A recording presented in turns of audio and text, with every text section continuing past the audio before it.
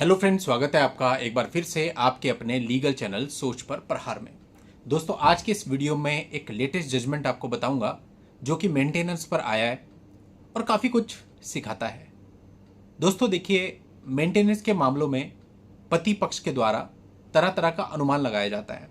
Same कुछ धारणाएं पत्नी पक्ष के दिमाग में भी होती हैं।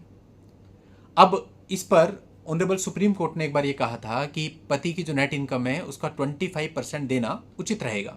तो एक धारणा ये बन गई है लोगों के मन में कि हाँ भाई 25% मेंटेनेंस लगता है, जो कि कुछ हद तक सही भी है। कुछ मामलों में 25% भी बनता है, इवन कुछ मामले ऐसे भी देखे हमने जिनमें 25% से ऊपर भी बन जाता है, और कुछ मामले ऐसे देखे हैं जिसमें 20% भी बनता है, और कुछ ऐसे भी देखे हैं जिसमें 20% से भी कम बनता है। लेकिन फिर भी चूंकि ऑनरेबल सुप्रीम कोर्ट ने इस बात को कहा था, तो इस बात को लोग कई बार पकड़ लेते हैं और 25% बंधेगा ऐसा पति अपने दिमाग में मान लेता है, या फिर पत्नी ऐसा मानती है।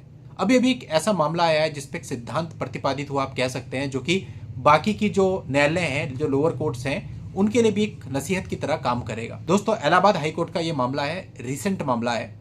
इस मामले के अंतर्गत मेंटेनेंस का एक मामला ऑनरेबल हाईकोर्ट तक पहुंचा और यहां पर ऑनरेबल हाईकोर्ट को इसे डिसाइड करना था। अब यहां पर इलाहाबाद हाईकोर्ट ने कहा कि भैया ठीक है, ऑनरेबल सुप्रीम कोर्ट ने कहा है कि 25% देना ठीक रहेगा, लेकिन ये कोई अनिवार्य कानूनी नियम नहीं है, ये केवल एक सामान्य गाइडलाइन है।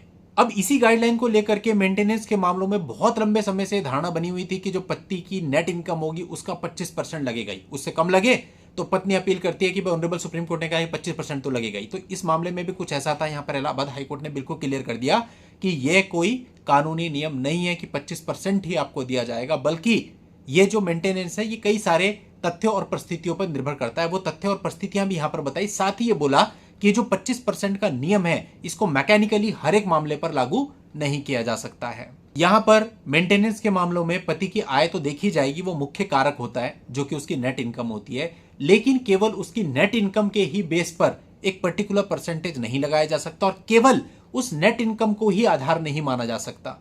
उस नेट इनकम के अतिरिक्त यह भी देखना पड़ेगा कि पति पर कितने सदस्य निर्भर हैं, पति की कितनी टैक्स लायबिलिटीज हैं, पति की कितनी और अन्य लायबिलिटीज हैं।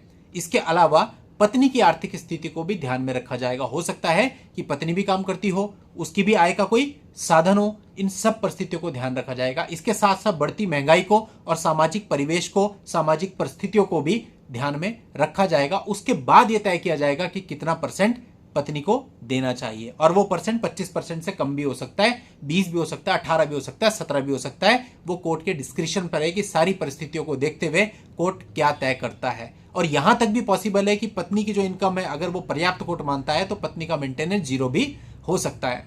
अब इस मामले को देखते हुए जो ऑनरेबल हाईकोर्ट है उसने सभी फैमिली कोर्ट्स को जल्दबाजी ना करने की नसीहत भी दी।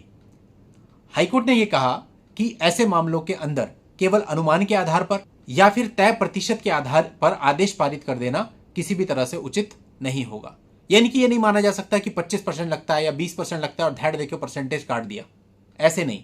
पहले आप तथ्य और परिस्थितियां देखिए मामले की, लड़का और लड़की दोनों की आय के साधन देखिए, दोनों की निर्भरताएं देखिए कि उन पर कौन कौन निर्भर है, दोनों की लायबिलिटीज देखिए, और उसके बाद अपना जुडिशियल माइंड अप्लाई करके, अपना विवेक अप्लाई करके नीचे की कोर्ट्स को यह तय करना होगा कि कितना मेंटेनेंस लगेगा। और यहां से ये बात भी क्लियर हो जाती है कि यदि कोई पत्नी है, उसका कोई मेंटेनेंस नीचे की कोर्ट ने बांध दिया, तो वो जस्ट इस आधार पे अपील नहीं कर सकते कि भैया ऐसा है, सुप्रीम कोर्ट ने तो 25% बोला था, ये तो 25% से कम है। वो 25% की जस्ट एक गाइडलाइन थी जिसमें ऑनरेबल सुप्रीम कोर्ट ने कहा था कि इतना न्यायोचित कहा जाएगा, लेकिन वो कोई नियम या कानून नहीं बना दिया था कि 25% लगना ही चाहिए। ऐसा कहीं भी लिखा हुआ नहीं है, ऐसा कोई कानून नहीं है। और सामान्यतः भी अगर हम देखते हैं, नॉर्मली जो मामले चलते हैं, ठीक ठाक जो शहर होते हैं, मीडियम सिटीज होती है, वहां पर यही 18 से 20% के आसपास ही कोर्ट बांधता है। जो और छोटी जगहें होती है, गांव देहात के एरियाज होते हैं, वहां पर देखा जाता है कि बहुत ही लोअर साइड में रहता है। जो मेट्रो सिटीज होती हैं वहां पे 20 से 25% के बीच में मेंटेनेंस जाता है, और इवन कई बार तो ऐसा भी होता है कि 25% से ज्यादा भी लग गया।